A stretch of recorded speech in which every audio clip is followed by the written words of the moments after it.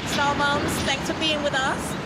Thanks for coming on this journey with us. This is literally the beginning, so it's a little bit rough and ready, but each episode we're hoping we get better. Let us know what we can do better, what you like, what you don't like, and as ever, comment and subscribe.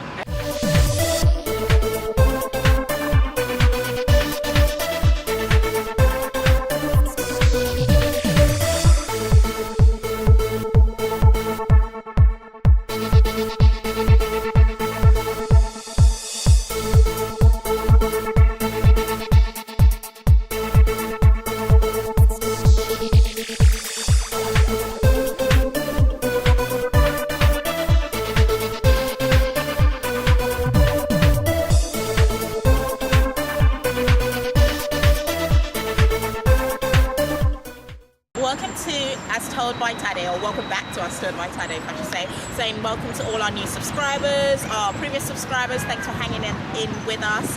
Thanks for coming on this journey with us. We're so happy to have you. If this is your first time, just give you a brief overview of what this is about. This is just a vlog about the journey through motherhood, what we experienced, what we found in common, and we're going to try and be as honest and as truthful as we can be. So some of the things may be in your face, they may be things you've never heard of before, something that you have heard of.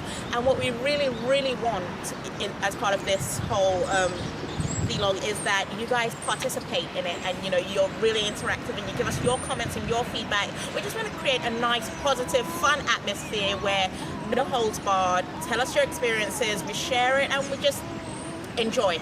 Okay, that's enough. Like I was saying, I'm right here standing in front of this statue. Now, without looking at the inscription, can you guess what this is a statue of? Okay. My producer actually said that it looks like a woman with her legs up in the air, and I thought that was really funny and very apt, because most of us get into the business of motherhood by opening our legs, as in that the children come out of the birth canal. I don't mean anything else. Get your minds out of the gutter. Come on, right? But actually, this is a statue of the goddess, the ancient Greek goddess Nike. That's Nike. So fun fact, I used to always call her Nike, but it's actually pronounced Nike. So there you go, I learned something interesting this morning. So she's the Greek goddess of victory, and I thought that was really apt and a great place to film today, because being a mother, it's all about sort of getting through the day without losing any limbs, arms, socks, life, right? Will to live.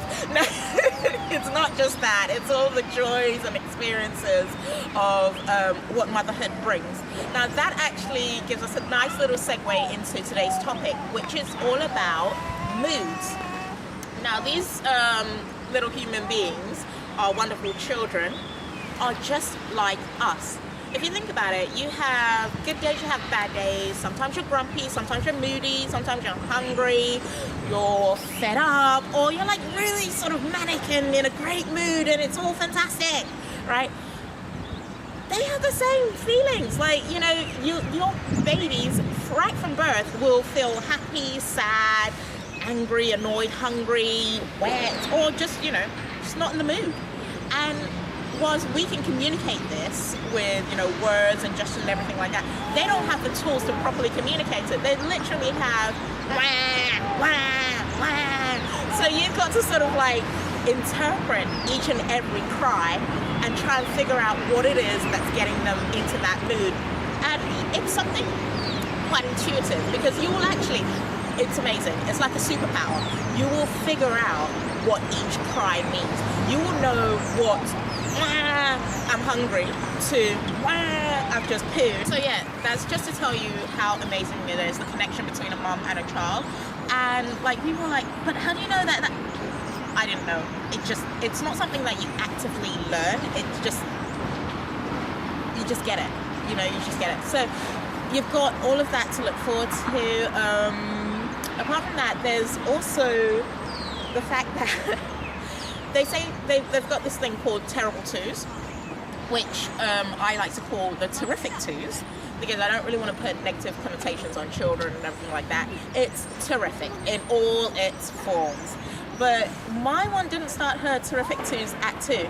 She started about 14 months. She was kicking off at 14 months. It was incredible. I was walking with her, and we were walking to her nursery. And suddenly she just decided, nope, I'm not moving anymore. This is where I am. This is what I'm doing. And I'm like, let's go. Ah! Let's go. Ah! What do you mean? What is that? And then eventually I had sort of coaxed her, spoke to her, managed to sort of cajole her to nursery. And one of the dads at the nursery, he had his little girl there, and she's a little bit older than my daughter. And he said, how old is she? I was like, 14 months. He was like, yeah. They get like that around that time. And then it doesn't stop till they're about 4. And I'm like, what? 4? Yeah. But when I picked my jaw back off the floor, I decided, no, we're not doing this. We're not doing this for the next God knows how long. So I got on the internet and I was like, how to cope with, temper tantrums with kids and da-da-da. There's really no magic solution. You just kind of have to figure it out and work with them. Because if you can imagine, if you're annoyed and you want something, and you know you want it, but you can't communicate it to the person right next to you, it's really frustrating. So I don't know what it is that my daughter wanted in that moment. Maybe her shoe was too tight, or maybe she was angry, or maybe she wanted to look at the flowers a little bit longer, but she doesn't have the words to communicate that with me. All she can say is, and there I am going, oh, I'm going to be late for work. It's just, so sometimes you just have to take a step back, calm, put yourself in their shoes and realize just how irritating it is to have all these feelings and emotions and things inside of you, and you can't get them out in a way that the other person can understand. So I found in this journey, God has really taught me about patience, and my daughter really forced me to embrace my inner patient self and to just be a little bit more sort of like, they're never doing anything to you. Like, my daughter isn't trying to annoy me on purpose. Well, although it may feel like that, it's not about me, it's more about their wants and their needs and not being able to communicate it properly. So it's up to me as the grown-up and the adult and the caregiver in the situation to sort of hold on to that patient, bear through it and stay calm and just give her the reassurance that she needs. I may not be able to understand what she wants in the same way I could when she was a tiny baby and I knew it was either she was hungry, she was wet, or this, that and the other. But the more I sort of listen to her, you'll find that you actually do start to understand those moments as well, and those what looks like a tantrum and she's just kicking off, you'll start to realize that maybe it is that I was walking too fast, or she wanted to spend a little bit longer looking at the flowers, and whilst it's really annoying because I have to get to work, an extra 30 seconds waiting for the flowers is not going to kill anybody, but it will make her feel calmer and we can get to work. So it's just things like that, just learning communicative tools with your kids and understanding and empathizing with them and realizing that they have the same moods and the same feelings and emotions that we do, except it's even more intense because they can't always communicate it effectively. And just being patient with each other. So thank you very much. That's all for today's episode of As Told by Tade, aka Star Mums. Thank you so much, Star Mums. Please just share your comments, subscribe below, and let us know what you thought, how your journey's been, and yeah, just get in touch. Okay, till next time.